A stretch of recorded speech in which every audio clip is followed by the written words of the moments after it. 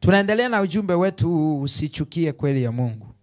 Sasa tukifika kiwango cha kumfahamu huyu Yesu au kumjua Mungu, lazima tutakuwa nayo kweli ndani yetu. Kweli ndani yetu itakuwepo.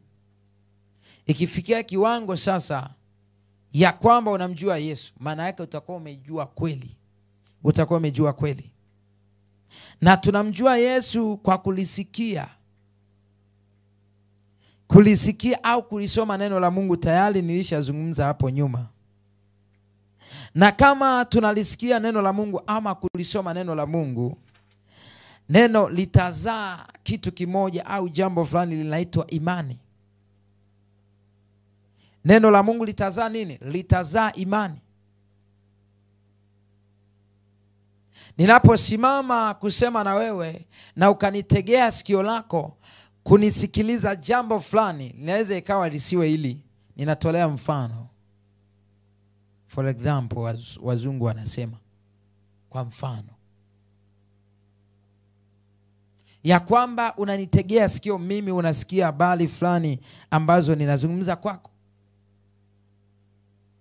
Ukitega sikio lako kunisikiliza,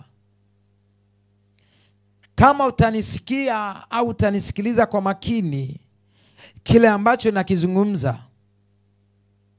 kitazaa imani juu ya kile ambacho ninakusemesha au juu ya kile ambacho ninazungumza na wewe. Ukikipa nafasi ya kukisikia, ukatega sikio lako kwa makini, ukatafakari yale ambayo ninazungumza na wewe, itajengeka imani. Inaweza ikawa hiyo imani ni nzuri ama ni mbaya. Bwana Yesu asifiwe sana. Itajengeka imani ya kwamba hili jambo ndugu analolekeza lina kitu ama halina kitu. Lina faida au halina faida. Chanzo chake ni nini? Ulikaa chini kusikia. Unapoona watu wanaribikiwa, unaona watu wanafanya vitu kadha wa kadha, ni walikaa chini wakasikia kutoka kwa mtu fulani ama kwenye kitu fulani. Waliposikia, katika fahamu zao kukajengeka imani ya kile walichokisikia. Bwana Yesu asiwe sana. Ndio maana unaweza ukakutana na mtu amesikia kitu fulani na akakiweka moyoni, na sio rahisi kumtoa huyo mtu kwenye hicho kitu. Kwa sababu gani? Alikipa nafasi, akakisikia, na kikajenga imani katika ufahamu wake ya kwamba hiki kitu ni sahihi au sio sahihi.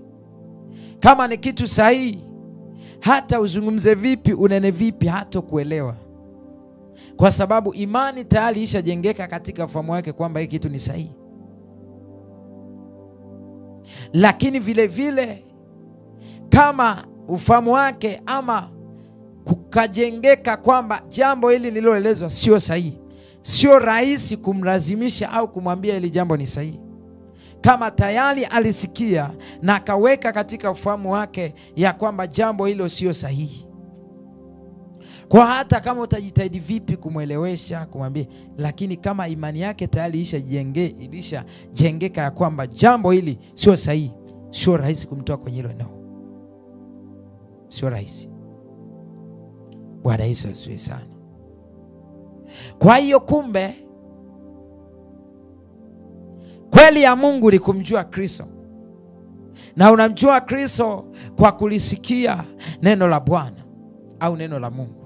Sio neno lolote unaweza ukalisikia ukamjua Yesu Kristo, bali ni neno litokanalo na Mungu ndio litakusababisha umjue Yesu au mjue Mungu mwenyewe.